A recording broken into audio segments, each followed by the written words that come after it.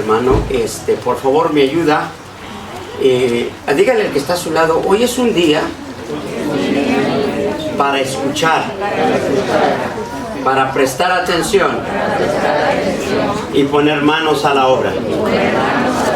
Jeremías capítulo 29, por favor.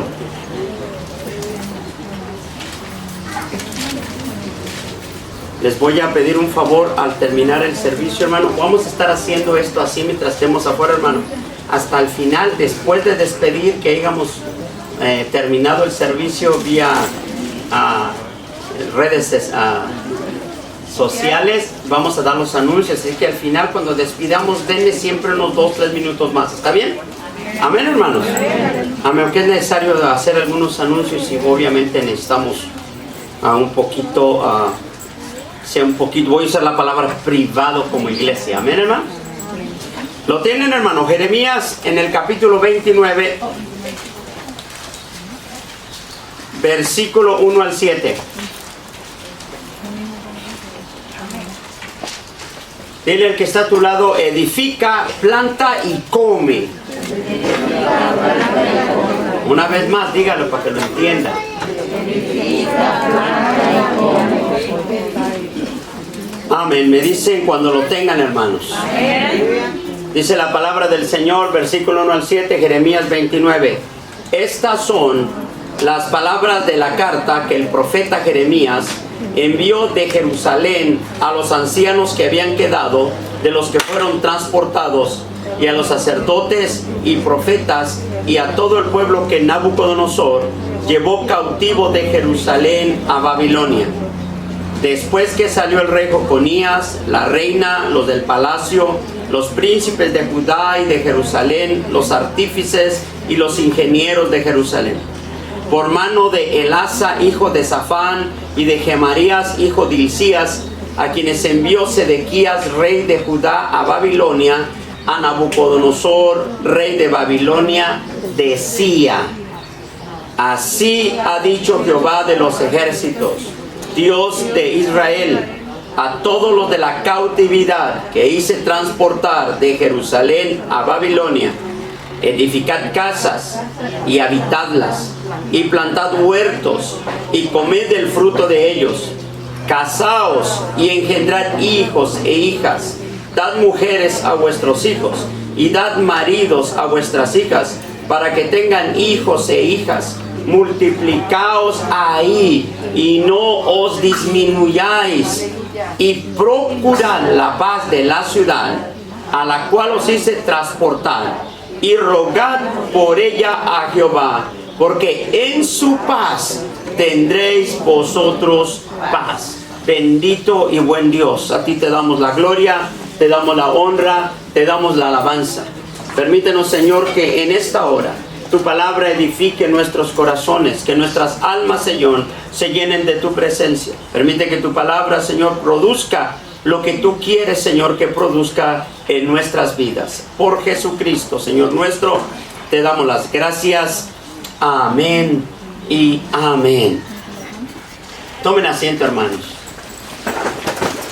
Quisiera comenzar diciendo que esta carta, de la cual se hace referencia a Jeremías diciendo que es enviada a los cautivos en Babilonia, es de mucha importancia en el contexto de la restauración de nuestro Dios para su pueblo. Es muy importante que el pueblo de Israel en aquel momento de su cautividad tuviera, hermano, la seguridad de que el Dios de Israel, el Dios que los había sacado de Egipto, el Dios que les había dado una tierra, el Dios que ahora estaba permitiendo que fueran llevados en cautividad, no los había abandonado, no los había dejado, sino por el contrario, con aquel tiempo de cautividad, lo que nuestro Dios estaba haciendo para el pueblo de Israel era limpiarlo, purificarlo, levantar un remanente nuevo con el propósito de que el pueblo de Israel nuevamente continuara con el plan de Dios. Obviamente todos sabemos que aquella cautividad o aquella desgracia que pasó para Judá le iba a costar 70 años fuera de su casa, fuera de su tierra, siempre con la idea, con la inseguridad para muchos de ellos de que no sabrían si iban a regresar. De cierto, muchos no regresaron, muchos murieron en la cautividad. Los más ancianos recordamos en las escrituras que al regresar 70 años después, todos iban contentos y llorando al recordar que Dios había permitido al fin poder regresar. Pero muchos otros que habían nacido en la cautividad iban gozosos, contentos, al fin conocerían la tierra de donde sus padres les habían hablado tantas veces del poder, de las maravillas de su Dios.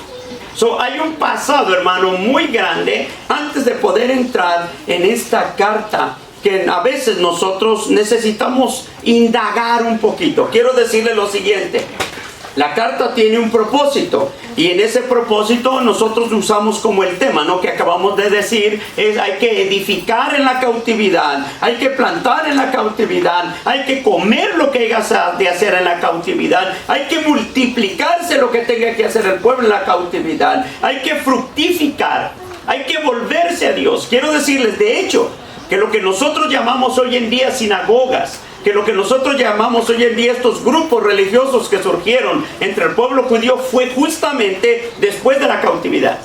Fue en este periodo de tiempo que el pueblo de Israel tiene que volverse a Dios, y gracias a Esdras y gracias a muchos otros de en aquel momento llamados escribas para el pueblo de Israel, los judíos llegan hasta el día de hoy. Escuchen, hasta el día de hoy, como consecuencia del resultado que tuvieron en el mover de reconstruir la fe del pueblo de Israel tras la cautividad. Cuando nosotros hablamos de este periodo de tiempo, es un tiempo muy importante, pero que no quiero traerlo simplemente como un dato histórico, sino buscar la forma, la manera que edifica nuestras vidas, porque nuestro Dios, quiero que me entiendan, no ha cambiado. El mismo Dios que rescató al pueblo de Israel de Egipto y que luego le permitió ir en cautividad para los asirios y para los babilónicos, es el mismo Dios al cual usted y yo servimos. Quiero que vaya a Segunda de Reyes en el capítulo 19.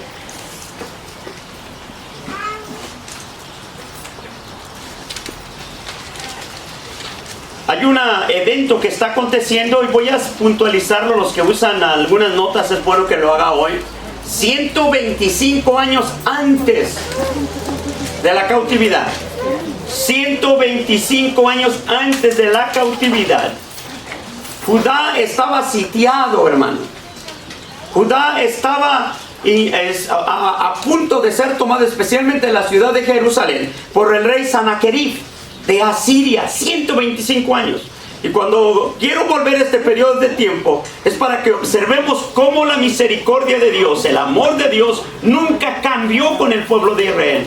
Ni aún, escuche bien, ni aún cuando el pueblo de Israel pecó, Dios tuvo que moverse en misericordia para restaurar al mismo pueblo. Así que, volviendo a la historia 125 años atrás, los asirios habían tomado todo el norte, habían tomado todas las tribus. Pero ahora estaban a la puerta de Jerusalén, sitiándola, listos, hermano, para tomarla. Pero cometen un error gravísimo. Y el error tan grave es menospreciar al Dios de Israel. ¡Aleluya! Blasfemar en contra del Dios de Israel. Eso fue lo que evitó. Escuchen, no por el buen comportamiento, no por el amor del pueblo para Dios. El pueblo estaba rebelde como siempre. Gracias a Dios que en aquel momento Ezequías estaba en el trono. Pero vamos a leer, por favor, lo tienen, Segunda de Reyes, capítulo 19, verso 10, y vamos a ir hasta el verso 14. Me dice cuando lo tenga, hermanos. Amén. La carta que le enviaron de parte de Sanaquerib a Ezequías decía de esta manera: así diréis a Ezequías, rey de Judá, no te engañe tu Dios, a quien tú confías, para decir, Jerusalén no será entregada en mano del rey de Asiria. Verso 11, aquí tú has oído lo que han hecho los reyes de Asiria a todas las tierras, destruyéndolas, y escaparás tú. Es una amenaza, ¿me está entendiendo? Verso 12, ¿acaso librarán sus dioses a las naciones que mis padres destruyeron? Esto es Gozán, Harán, Rezef y los hijos de Edén que estaban en Telazar. ¿Dónde está el rey de Hamá, el rey de Arfat, el rey de la ciudad de Safarvim, de Elana y de Iba? Y tomó, preste atención, verso 14, y tomó Ezequías las cartas de mano de los embajadores, y después que las hubo leído, después de que se enteró de tal amenaza y del menosprecio que no consideraron sobre Jehová Dios de los ejércitos, se encaminó, dice el verso 14, y tomó Ezequías las cartas de mano de los embajadores, y después que las hubo leído, subió a la casa de Jehová y las extendió Ezequías delante de Jehová. No hay nada mejor para el Hijo de Dios, para el hombre que ha confiado en Dios, en depositar toda circunstancia, toda situación en las manos de que es Dios nuestro. Cuando tus circunstancias, cuando las situaciones, por más difícil que parezcan, son puestas en la mano de Dios, Él es el único que tiene el poder y la autoridad de cambiar, de transformar, de convertir las cosas, por más contrarias que sean, en las cosas que agraden a Dios y que sea de beneficio para sus hijos. En el mismo capítulo, en el versículo 22, hablando Isaías al rey de parte de Dios, él usa esta frase. ¿A quién? ¿Lo tienen ahí? Verso 22. ¿A quién has vituperado y blasfemado? ¿Y contra quién has alzado la voz? Y levantando en alto tus ojos contra el Santo de Israel. Isaías es directo. Dice, tu blasfemia, lo que has intentado hacer, nada tiene que ver con hombre, ni siquiera con Ezequías, ni con el pueblo. Tú blasfemaste directamente con el Santo de Israel. Y es aquí donde nosotros tenemos, hermano, que tener en cuenta continuamente cuál es la forma, deberíamos de aprenderlo, de cómo nosotros nos dirigimos a nuestro Dios. De cómo nosotros hablamos. Gracias al Señor que tenemos una manera de pensar y de hablar que ya ha sido modificada por las Escrituras en nuestra vida. Gracias a Dios que tú y yo, teniendo las Escrituras, sabemos cómo dirigirnos a Él. No es cuestión de dudas en nuestra vida de cómo o a quién servimos. Nosotros tenemos la certeza quién es nuestro Dios. Pero en aquel momento, este rey Sanaquerib de los asirios no entendía. Y no sabía, al grado que él supone que la fuerza de él, la fuerza de sus padres, la fuerza que él o conlleva su reino es de parte de él. Lo que no sabe que nuestro Dios a él mismo le dio autoridad para gobernar sobre la tierra. Pero de la misma manera que Dios le dio el poder a Sanaquerib, de la misma manera se la iba a quitar en las manos de Nabucodonosor. Y darle a Nabucodonosor, escuche bien, el imperio más grande de la tierra.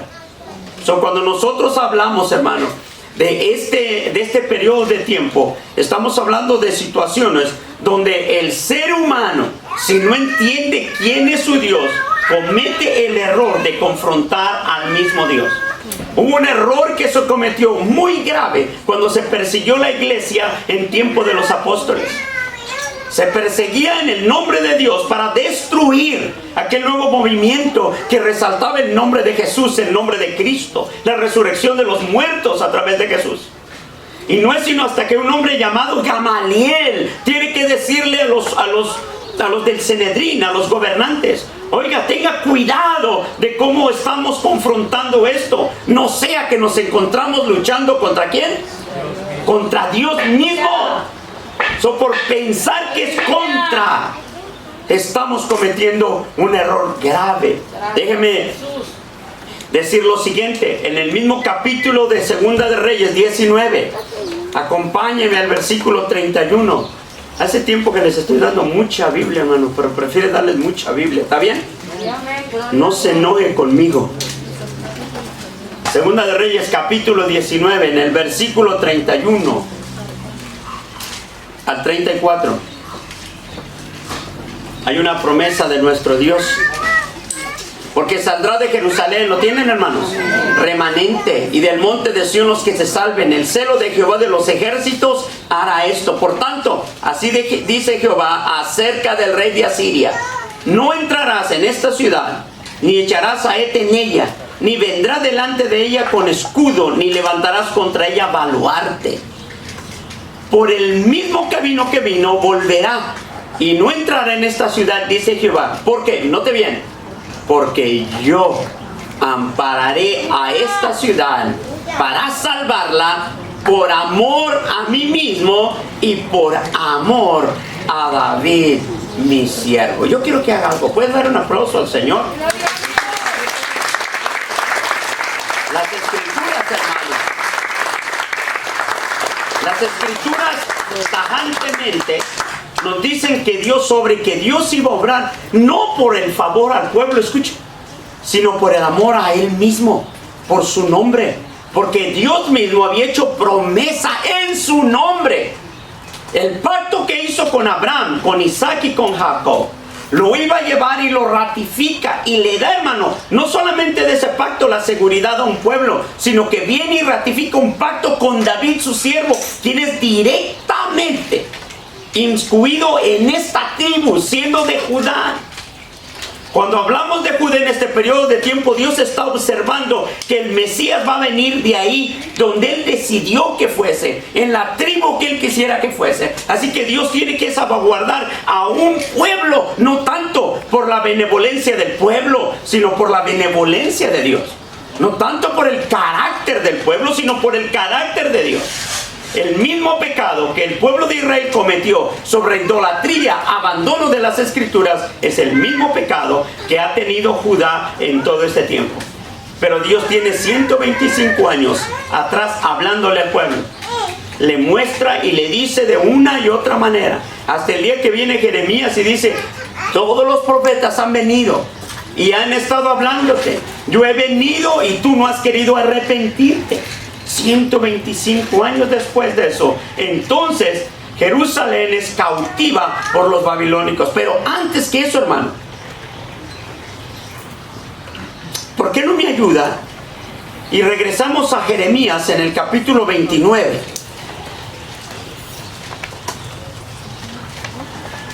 Porque yo quisiera que entendiésemos, no sé si algunos de pronto como que no entendemos con claridad lo que parece especialmente versículo 1 al 3. No sé si para algunos se le hace confuso, yo espero que no. ¿Lo tienen ahí? Estas son las palabras de la carta. Una vez más, ¿qué es lo que escribió Jeremías? Una carta, manténgala en su corazón y en su mente. Que el profeta Jeremías envió a Jerusalén, a los ancianos que habían quedado, a los que fueron transportados, y a los sacerdotes, y a los profetas, y a todo el pueblo que Nabucodonosor llevó cautivo de Jerusalén a Babilonia. ¿Cuándo pasó esto? Estamos explicando los otros días, en el año 605. Ya pasaron, hermano, 125 años. Dios ha estado hablando. Y yo espero en el nombre de Cristo Jesús que nosotros no seamos los que estamos escuchando el mensaje y endureciendo el corazón y pensando que Dios siempre va a tener paciencia para conmigo. Nuestro Dios definitivamente, hermano, tiene paciencia. Nuestro Dios definitivamente es Dios de misericordia para con nosotros. Esto no hay duda de ello. Pero tarde que temprano nuestro Dios siempre trae, ¿qué cosa? Respuesta a la desobediencia. No sé si usted está conmigo aquí.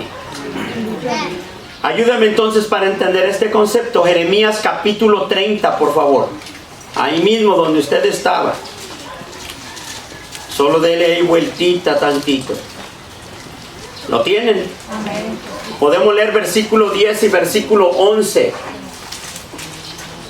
Solo quiero poner las pautas de la cautividad. Hay una promesa de Dios, pero tenemos que entender que nuestro Dios, hermanos, siempre muestra su misericordia a tiempo. Amén. Antes que sea demasiado tarde. Verso 10 y 11. Tú pues, siervo mío Jacob, no temas, dice Jehová, ni te atemorices, Israel. Porque aquí que yo soy el que te salvo de lejos a ti y a tu descendencia de la tierra de cautividad. Jacob volverá, descansará y vivirá tranquilo, y no habrá quien le espante. Aunque esta profecía tiene de un cumplimiento doble, hermano, que nos va a llevar hasta el término de los tiempos, hasta el final de los tiempos, tiene relevancia en todos los tiempos del pueblo de Israel. Versículo 11. Porque yo estoy contigo para salvarte, dice Jehová, y destruir todas las naciones entre los cuales te esparcí. pero a ti no te destruiré, sino que te castigaré con justicia, de ninguna manera te dejaré sin castigo. ¿Entendemos eso?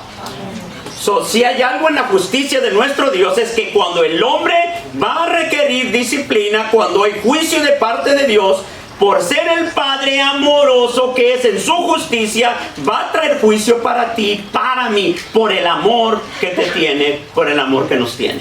¿Me entendió? Dice la Escritura literalmente: de ninguna forma, de ninguna manera, el castigo se quitará. En la voluntad de nuestro Dios, hermano, no hay forma que cambie eso.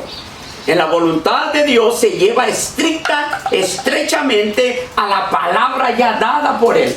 Quizás a lo mejor nos sirva de referencia que cuando el Hijo de Dios estaba para ser tomado preso en el huerto de Getsemaní, dice que mientras Él está orando, viene con una palabra hacia el Señor, y las palabras fueron estas: si fuera posible que este cáliz, esta prueba, este dolor pasara de mí.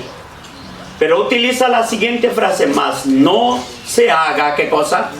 Mi voluntad, sino la tuya. Cuando hablamos de la voluntad de Dios, voy a usar esto, no se espante, pero ni siquiera tu oración, ni la oración del Hijo, cambia la voluntad de Dios. Podemos pedir de todo lo que queramos, pero todo lo que va acorde a la voluntad de Dios, solamente eso toma relevancia y solo eso tiene respuesta. Lo demás, hermano, nos manda que nosotros oremos sin cesar, pero no siempre vamos a tener la respuesta de lo que pidamos. Quiero decirte simple y llanamente que la voluntad de Dios, hermano, es inmovible. No hay manera que la podamos cambiar. Podemos encontrar diferentes circunstancias, pero no hay forma. Quiero que entendamos lo siguiente: la carta está dirigida para todo aquel que fue tomado cautivo. En eso no hay problema. ¿Cuándo se envía la carta? Según el versículo 2 dice de la siguiente manera: después que salió el rey Jeconías, la reina la reina, los del palacio, los príncipes de Judá y de Jerusalén, los artífices y los ingenieros de Jerusalén. Y miren lo siguiente: esta es la segunda ocasión que Nabucodonosor tiene incursión en Jerusalén. Es el segundo grupo en cautividad. Hay un grupo primero, esto es otro grupo después, y es tomado cautivo y lo llevan. Cuando estos cautivos están saliendo en esta segunda línea, en el verso 3 leemos así: de la mano de Elasa, hijo de Safán, y de Gamarías, hijo de Hilcías, a quienes envió Sedequías, rey de Judá, a Babilonia. Con estos dos individuos, Jeremías se valió para poder mandar esa carta para los que ya estaban en cautividad, para aquellos que ya habían llegado. Nosotros podemos leer al final de este versículo 3: a Nabucodonosor, rey de Babilonia, decía: la carta que envió Jeremías por mano de estos dos individuos a los cautivos decía de esta manera. Y aquí donde viene lo más importante para nosotros, porque en este punto, hermano, hay dos cosas que nosotros tenemos que resaltar. ¿Cuál fue el pecado, la falta del pueblo de Israel? Lo mencioné hace un rato.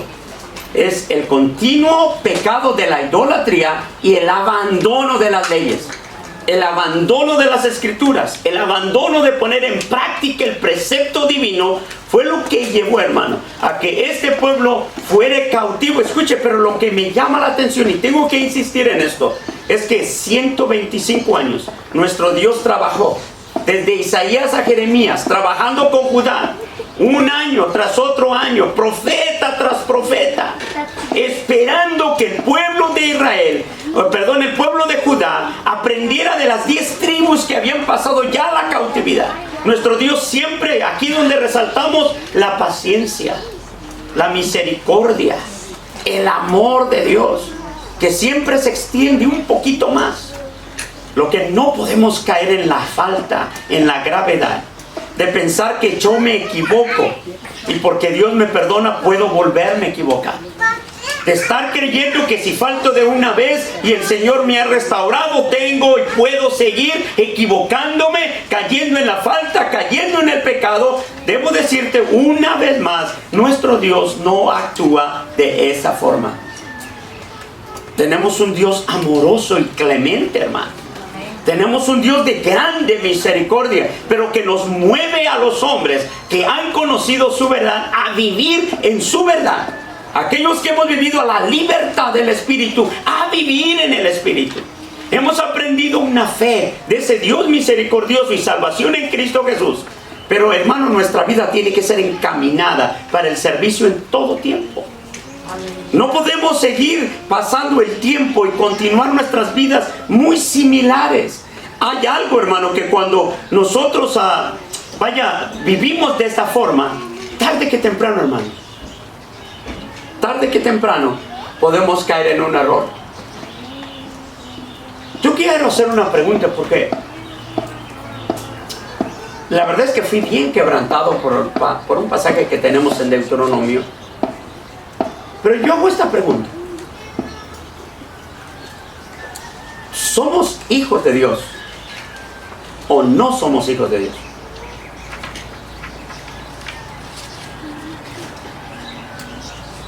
¿Somos criaturas nuevas o no lo somos? ¿Hemos sido lavados en la sangre del Cordero o no? ¿Hemos aprendido a vivir para nuestro Dios o seguimos viviendo para nosotros mismos?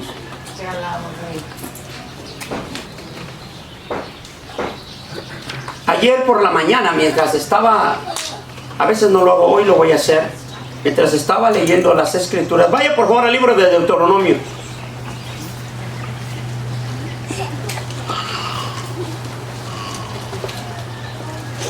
Si no me equivoco es capítulo 26.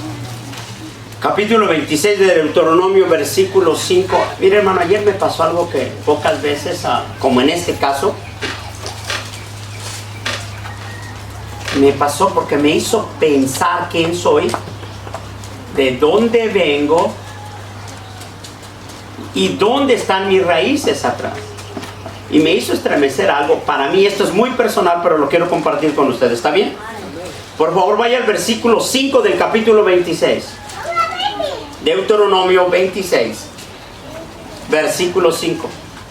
Le decía a mi esposa, he leído una y otra vez el pasaje. Por alguna razón, ayer me hizo sacudir todo no voy a usar así mi lindo cuerpo, mi corazón y mi alma. Amén. Dice la Escritura así, mire, leen conmigo por favor. Entonces hablarás y dirás delante de Jehová tu Dios, un arameo a punto de perecer fue mi padre, el cual descendió a Egipto y habitó ahí con pocos hombres. Y allí creció y llegó a ser una nación grande, fuerte y numerosa. Y los egipcios nos maltrataron y nos afligieron y pusieron sobre nosotros dura servidumbre. Y clamamos a Jehová, el Dios de nuestros padres. Y Jehová oyó nuestra voz y vio nuestra aflicción, nuestro trabajo, nuestra opresión. Y Jehová nos sacó de Egipto con mano fuerte, con brazo extendido, con grande espanto y con señales y con milagros. Y nos trajo a este lugar y nos dio esta tierra, tierra que fluye leche y miel. Cuando me recuerdo que le marcó a una tía mía, le digo, oye, ¿cómo se llamaba tu bisabuelo? A la hermana de mi padre. Le digo, porque no me recuerdo, y dice Agapito. Parece que no tiene relevancia, pero quiero que entienda lo que pasó conmigo en ese instante. Me di cuenta que toda mi historia termina en Agapito. No sé quién es más allá de Agapito. No sé quién fueron los padres. No sé quién fueron los abuelos. No sé de dónde vienen. Para usted puede ser nada. Pero en aquel momento trajo a mi corazón y a mi mente, si yo no aferro mi fe en el Dios de mi salvación, yo no existo. ¡Aleluya! Si yo no mantengo mi fe puesta en el dador de la vida, no tengo historia. pero tengo que recurrir. Y entonces me recuerdo que comencé a llorar y dije, gracias Dios porque mi padre es Noé, gracias Dios porque mi padre es Adán, gracias Dios porque tú eres mi padre. Porque como hombre de pronto hay cosas que yo me hago muchísimas preguntas. Digo, Señor, ¿cómo puede una persona vivir sin una historia, sin un pasado?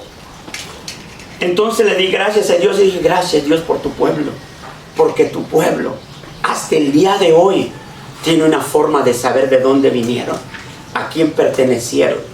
Y aunque han tenido conflictos y han pasado por todo tipo de circunstancias, todavía el día de hoy pueden decir, un arameo es mi padre. Hermano, las convicciones de las que yo quisiera resaltar este día para poder disfrutar de toda bendición de Dios es que no podemos olvidar quién es nuestro Dios, quién es nuestro Padre, y por la responsabilidad que nos da eso, tenemos que aprender a vivir conforme a Él y conforme a su voluntad. En la carta decía de esta manera, según el versículo 5, edifiquen casas. Vayan ahí a su escritura, a su Biblia, Jeremías 29. Edifiquen casa. ¿En dónde? En la cautividad.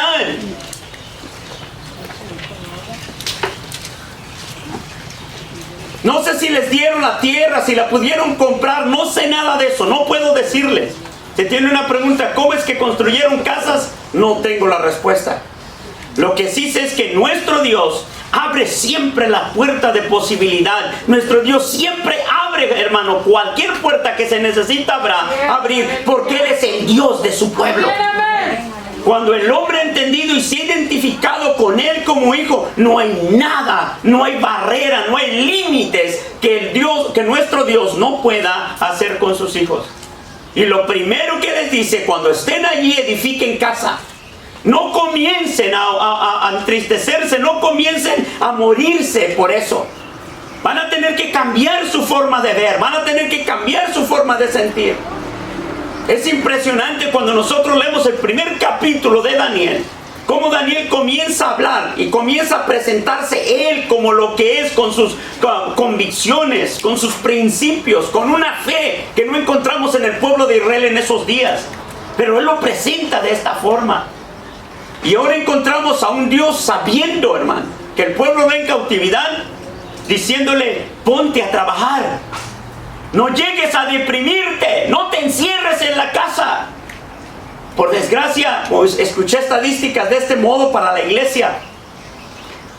En este periodo de tiempo que le llamaban el tiempo del COVID-19, el 30% de las iglesias no ha abierto ni un solo día de servicio. Muchas de las iglesias en las que nosotros pertenecemos como Asambleas de Dios, que rentan templos, y escucha, esta es la tremenda bendición, rentan templos de americanos, y como ellos no han abierto sus templos, no les permiten abrir los templos, ni tener servicios en ninguna parte. Hoy en día escuchaba una estadística, 30% de los cristianos que estaban en las iglesias no van a volver a las iglesias. Y todo tiene que ver con convicciones, con principios. Por saber si su vida en verdad sirve para honrar al Dios del cual se supone hemos sido rescatados y salvados. ¿Estamos aquí, hermano? Amén. Pero el Señor sigue diciendo, construye casa, edifica casa, y más aún, habítenlas. Es decir, no van a construir solamente para otros, construyan para ustedes. Construyan y habiten, pero aún más, planten, ¿qué cosa? Huertos. Pero Señor, si vamos en cautividad no podemos salir, ni siquiera puedo ir a entregar un tratado, todo está limitado. Pero dice el Señor, edifica casa, siembra, trabaja, planta un huerto. Hermanos, si nuestro Dios habla al pueblo de Judá, estando en cautividad, lo que parece imposible para nosotros, los ojos de nuestro Dios dice es posible. Los ojos de nuestro Dios dice sí se puede. Y aunque parece un cántico mexicano, no, sí se puede. Sí, no es eso.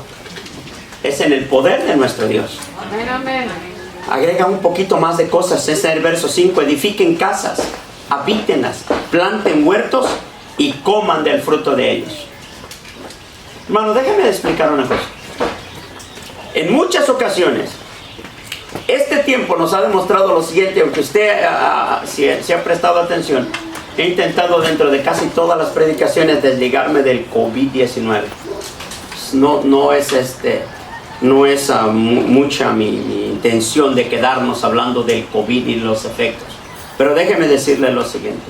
Las cosas que nosotros hemos visto en este periodo de tiempo, donde las iglesias se han podido cerrar, donde si no tenemos cuidado, nosotros le estamos dando pauta a los gobiernos para que mañana nos cierren de verdad los templos. Nosotros, hoy en día, si no aprovechamos bien el tiempo, escúcheme bien la iglesia, y los medios sociales que hoy en día tenemos, ¿usted cree que los vamos a tener siempre?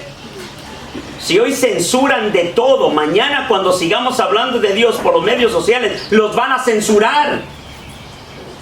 Mañana cuando nosotros sigamos hablando de la palabra de Dios y hablamos lo que se llama pecado, lo van a censurar. Y mañana nos van a hacer quitar todo lo que aparentemente nos permite entrar. Por ende, la iglesia tiene que, hermano, cobrar identidad en lo que es. No es un grupo social. La iglesia, hermano, es el cuerpo de Cristo. La iglesia tiene que entender quién es y para qué es. Cuál es su propósito de vida y cuál es su responsabilidad de vida delante de nuestro Dios. De manera que nosotros leemos, por ejemplo, en el versículo 6 del mismo capítulo 29, viene Jeremías y dice en su carta, también cásense. No estén llorando, no. Nosotros encontramos en uno de los salmos, sentados a la orilla del río Quebar. Nos dicen, canten a su Dios. Y nosotros respondemos, pero ¿cómo podemos cantar? No, si Jerusalén está en oprobio, tan lejos a la distancia. Pero nuestro Dios, hablando a través de Jeremías, dice, cambia tu forma de ver. Vas a ir ahí, pero nuestro Dios, repito, tiene un plan de restauración para este pueblo. ¿Estamos ahí, hermanos? ¿Por qué no me ayuda, por favor? Antes de continuar ahí. Vaya, por favor, en el capítulo 25 de Jeremías.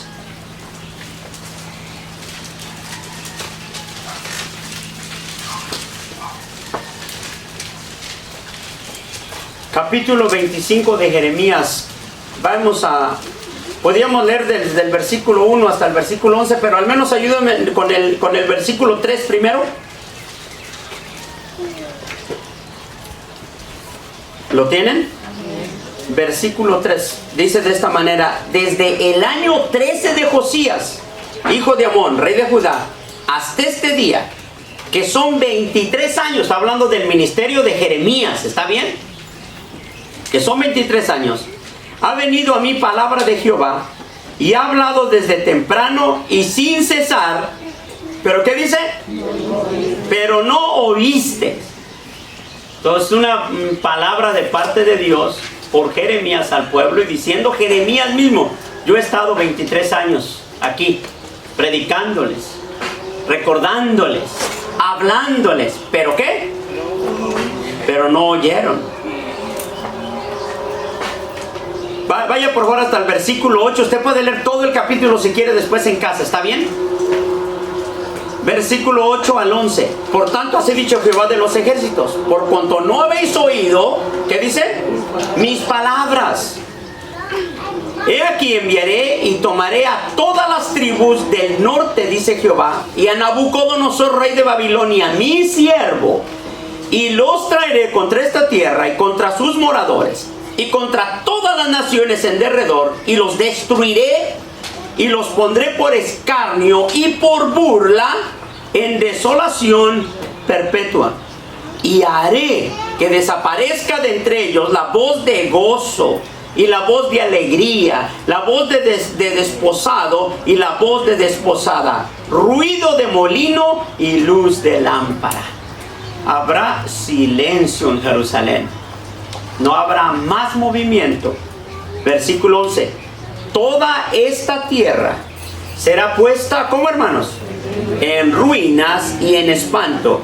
Y servirán estas naciones al rey de Babilonia 70 años.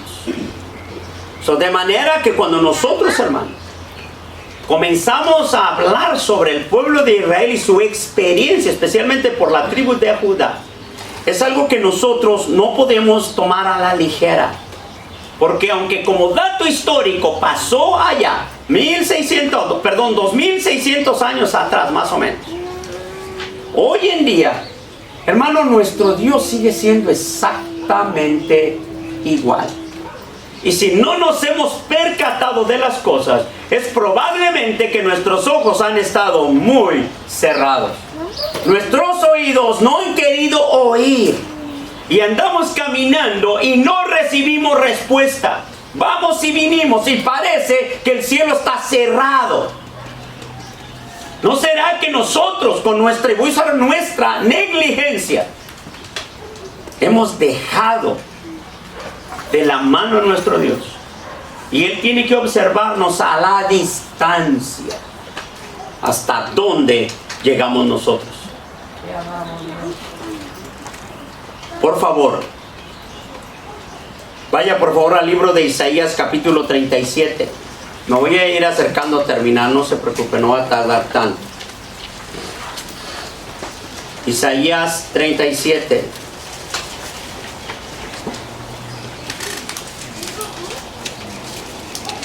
Bendito Dios.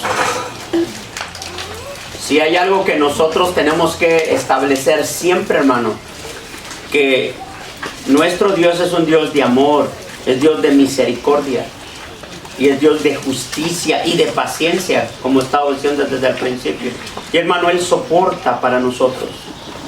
Pero hermano, ni usted, ni yo, ni el pueblo de Israel, ni la tribu de Judá somos distintos a sus ojos.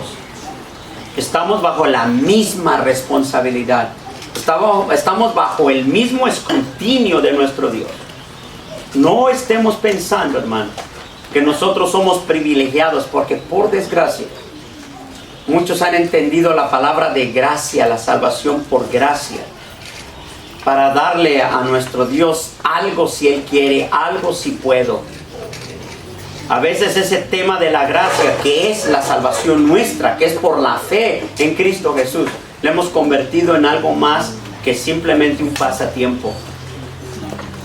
Pero si entendiésemos nuestra responsabilidad delante de nuestro Dios, de su exigencia para con su pueblo, hermano, el Dios santo del pasado es el mismo Dios santo de hoy. El mismo Dios de justicia del pasado es el mismo Dios de justicia de hoy. Vaya por favor, repito, en el Isaías 37, versículo 31 al versículo 32. Y lo que hubiere quedado de la casa de Judá, y lo que hubiera escapado, volverá a echar, ¿qué cosa? Raíz abajo y dará fruto arriba. Esto es de lo que nuestro Dios quiere que nosotros entendamos. No solamente que el pueblo entendiese en el pasado, sino que entendiese el día de hoy. Por más grave que haya sido las situaciones, por más difícil por la que hayamos pasado, por más grave que esta pandemia haya venido para las iglesias, hermano, la iglesia tiene que entender que Dios no nos ha desechado. ¡Aleluya! Sino por el contrario, nuestro Dios más que nunca está con el pueblo, esperando simplemente que el pueblo coma, beba, edifique, se multiplique, pero necesita levantarse. Verso 32, porque de Jerusalén saldrá un remanente, y del monte de Sión los que se salvan. El celo de Jehová de los ejércitos hará, ¿qué cosa? Esto. Oiga, ni siquiera es cuestión de hacerlo en nuestra fuerza. Al pueblo de Judá lo llevaron cautivo. Propósito, refinarlo, limpiarlo, quitarle su idolatría, quitarle el abandono de las escrituras, devolverle el principio que Dios quería con ellos. Y cuando llegado el tiempo, hermano, dice las escrituras, aquí tengo que abreviar todo porque es muy tarde, le puso espíritu de vida levantó espíritu entre aquellos que estaban en el último tiempo, cuando vino el decreto para regresar a Jerusalén. Oiga, dice la escritura que Daniel, al menos en el caso de Daniel, estaba orando, y cuando entendió que el tiempo del retorno ya se había cumplido, comenzó a buscar a Dios. Y los hombres que en ese entonces comenzaron a crecer bajo el ministerio de Daniel, pero especialmente bajo el ministerio de Ezequiel, siendo llamado Ezequiel como profeta allá en Babilonia, comenzó a edificar y a trabajar con el pueblo, y muchos otros hombres, porque el efecto, hermano, de este remanente lo vamos a encontrar no solamente en Daniel, sino lo encontramos también en Ananías, en Misael, en Azarías. Pero encontramos a Ezequiel y encontramos muchos otros hombres. Nosotros sabemos que cuando el pueblo sale, hermano, hay un sacerdote llamado Zorobabel. Hay otro hombre como escriba llamado Esdras, y muchos otros nombres que vienen en el retorno, lo que implica que estando en Babilonia, hermano, estando en la cautividad, el pueblo entendió, al grado que después nosotros encontramos a aquel hombre llamado Mardoqueo, ¿no?, en su momento, y la reina Esther. Encontramos todas estas historias que se dieron para restaurar a un pueblo. Hermano, hoy mismo, en este tiempo, nuestro Dios está restaurando la iglesia. Porque lo que hemos visto a través de este tiempo, hermano, es que la iglesia fue así movida. Ha sido siendo sacudida. Y si no estamos entendiendo, nos vamos a perder un tremendo milagro de mover que nuestro Dios está haciendo. Solamente tiene que llegar el momento en nosotros en que tenemos que empezar a ¿qué? Usar los mismos términos. A edificar, a plantar, a comer, a multiplicarse. No puedo continuar sin visión. No puedo continuar estancado. Si la iglesia continúa sujeta solamente a lo que nos va permitiendo las circunstancias, vamos a empezar a morir. La iglesia tiene que despertarse y volver a ser lo que iglesia es. Quiero que me entiendan en el nombre de Cristo Jesús. La iglesia tiene que restaurar el evangelismo. La iglesia tiene que restaurar los trabajos que se le encomendaron. Para que me entienda. Nosotros, por ejemplo, mire dos situaciones que le quiero presentar. Vamos en este noviembre, vamos a Oaxaca.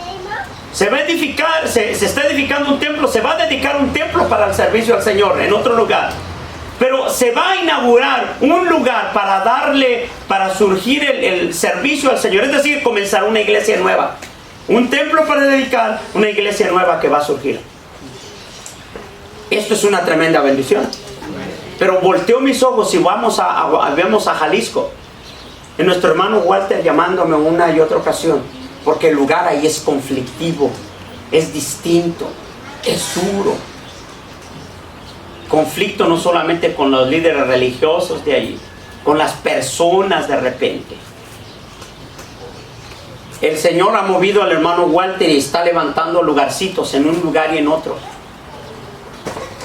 Nuestro hermano Walter hoy en día, por ejemplo, está siendo usado y está viajando a otro pueblecito del área de Jalisco mismo, pero tiene que viajar. Y él en cada viajecito se gasta 300, 350 pesos. Escuche, para nosotros eso es nada. Pero en el lugar donde se está levantando, en otro pueblo, una obra nueva, él va a trabajar y solamente en sábado va. Porque está ocupado en la iglesia en Villa Guerrero. Y me dice, pastor, ¿no habrá alguien que venga y trabaje mejor en aquel pueblo? Y yo dije, voy a mandar a Manuel.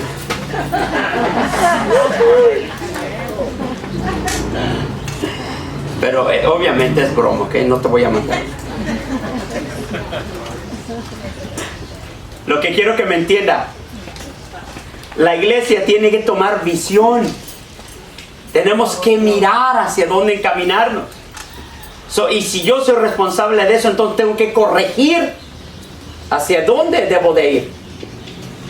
¿Por qué tengo que hablar de mí? Porque si yo no camino, lo natural y lo normal es que la iglesia no camina. Eso lo he entendido.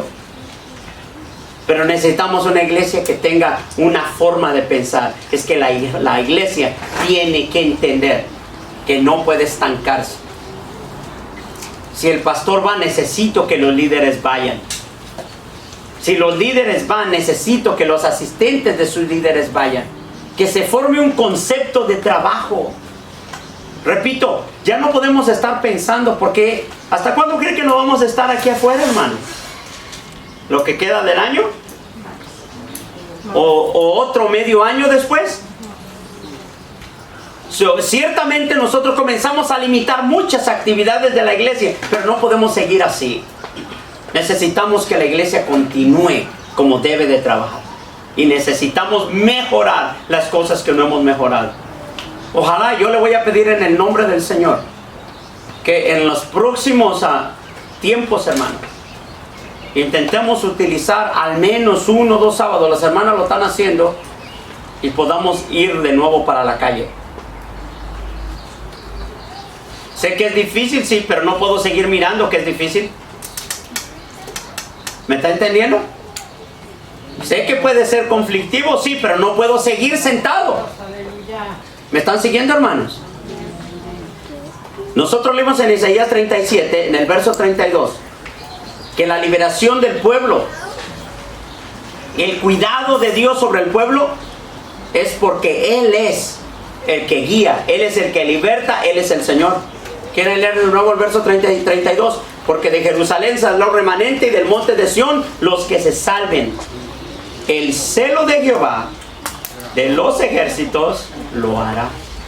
¡Aleluya! No es cuestión de hombre, es cuestión de simplemente creerle. ¡Aleluya! ¿Me están entendiendo, hermano? Amén. Ni siquiera es cuestión del pastor ni de los líderes. Es simplemente que caminen, porque Él lo hará. Pero necesitamos creerle que Él lo hará.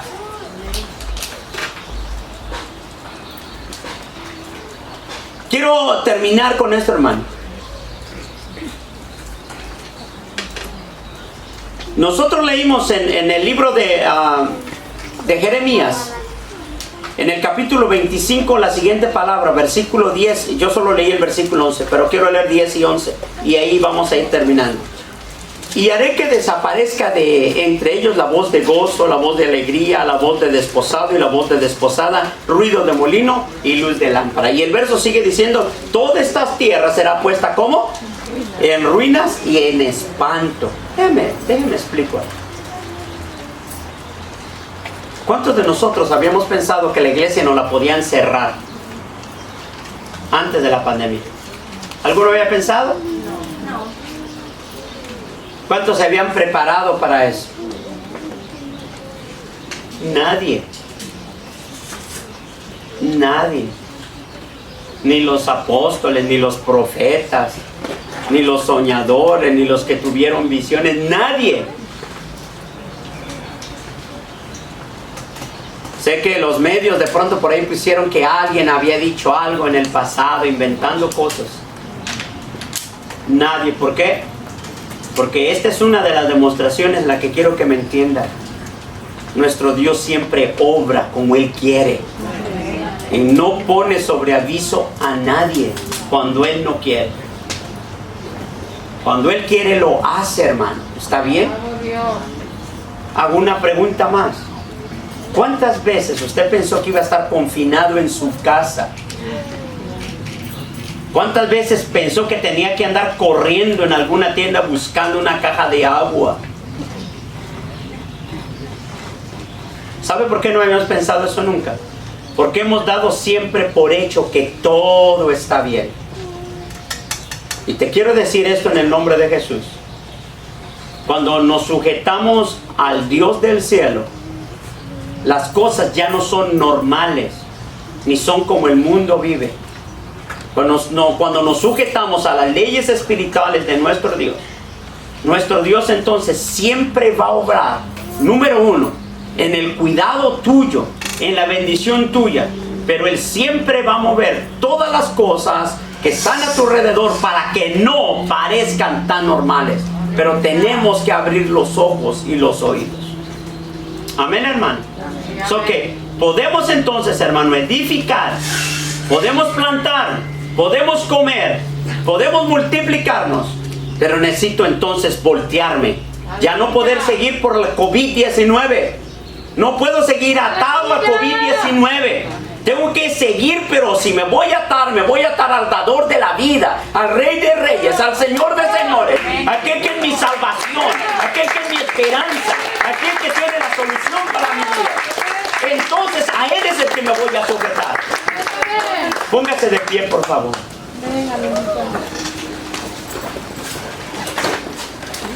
Puestos de pie.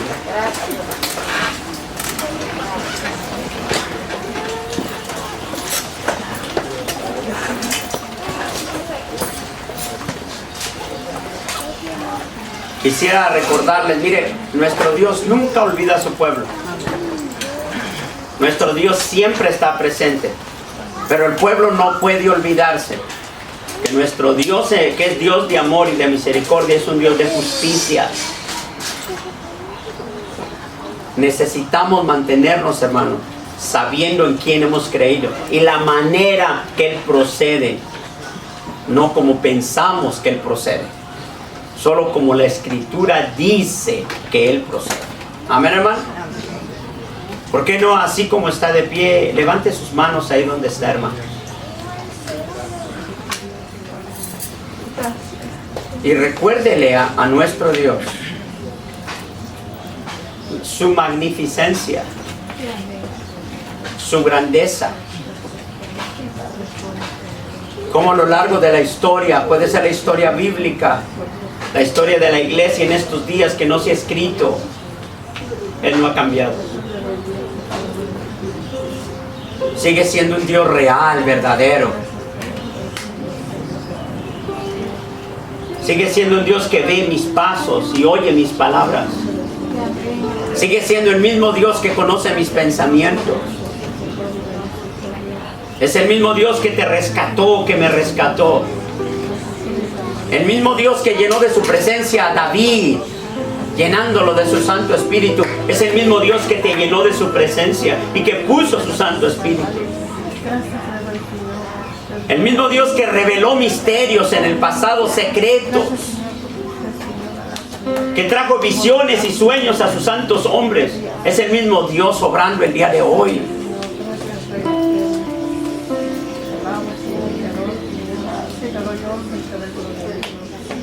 Escapemos, hermano, de la prisión que nos han metido los hombres. Y no lo estoy llevando a una rebeldía, no estoy hablando de eso. No estoy hablando de una rebelión. Estoy hablando de su corazón, de mi corazón, de mis decisiones, de sus decisiones. Si hay algo que hemos entendido a lo largo de la historia, nuestro Dios no cambia a un hombre, no lo hace moverse si el hombre no quiere. Si el hombre no quiere edificar, Dios no lo va a obligar a edificar. Si el hombre no quiere sembrar, no quiere construir, no quiere trabajar, Dios no lo va a llevar a eso.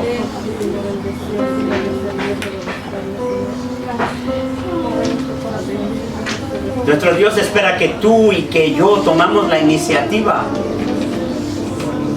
Él desea que tú quieras avanzar. Él solo quiere que tú quieras ser el primero y Él va a obrar.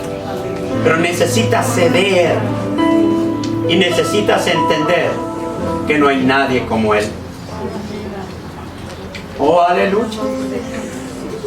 Te alabo, Padre. Abre nuestros ojos, Señor. Abre nuestros oídos. Padre, en el nombre de Jesús, mira a tu pueblo, Señor. Que tengamos hambre de ti, Señor. Que tengamos hambre en tu palabra.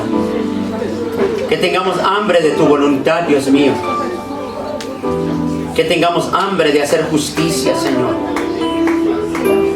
Que tengamos hambre, Señor eterno, para caminar en tu reino, en Cristo Jesús. Algunos de nosotros, Señor, que se ha decaído la fe, que en este mismo momento, Señor eterno, no tiene una voluntad, Señor, sólida, sino que se deprime por una u otra cosa. que no puede avanzar porque hay pereza espiritual por causa del descuido. Sé con cada uno de nosotros. Señor, al que está en este lugar, Dios mío, y que en algún momento, Dios mío, ha deslizado su vida, ha caído en falta, ha cometido pecado alguno, sé con él, trata con él, restaura su vida en Jesucristo, Señor nuestro. Si puedes levantar tus manos y dale un momento de adoración, adóralo un momento. Ya casi nos vamos a ir, no te preocupes. Solamente háblale de su grandeza.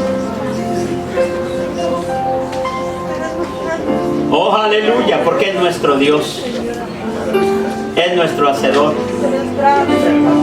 el que rescató nuestras vidas, el que nos sacó del lodo cenagoso y nos puso sobre la roca, el que rescató nuestras vidas del infierno y nos puso con vida eterna, el que quitó la ignorancia de nuestro corazón y puso palabra viva en nosotros. Gracias, Señor, por ello en Cristo Jesús. Señor, mira mis hermanos, aquellos, Señor, que están, Dios mío, con dolencia, con algún dolor, con enfermedad, en el nombre de Cristo Jesús, te pedimos, Señor, que tú obres con poder. Toca sus cuerpos, Señor, toca sus vidas, para la gloria de tu santo nombre. Aquellos, Señor, que vinieron en este día con necesidades, Señor, trae respuesta, Padre, a su necesidad. Obra con poder en la vida, en los hogares, en las casas, en los trabajos. Que tu nombre sea glorificado, Señor. Transforma, Señor, las vidas. Transforma los corazones. Cambia las circunstancias en el hogar. Por Jesucristo, Señor nuestro. Señor, te pedimos, Dios mío, por la contienda, Señor eterno, que se están llevando en algunos lugares. Padre, en el nombre de Jesús, transfórmanos. Libra a tus hijos, Señor. Guarda a tus siervas, a tus siervos. Que aprendamos a vivir para honrarte, Señor, para glorificarte. Padre, en Jesucristo, Señor, te damos las gracias. Te pedimos solamente, Señor, ayúdanos. Que podamos mirar para adelante, nos olvidemos lo que pasó hasta hace un momento atrás. Que empecemos a mirar hacia adelante y empecemos, Señor, a construir, a edificar, a plantar. Que aprendamos a disfrutar de tu presencia a pesar de las cosas. Que aprendamos hoy en día a comer de ti, Señor, con mayor soltura, con gozo, con alegría delante de ti. Que tu Santo Espíritu, Señor, llene a tu pueblo de tu presencia.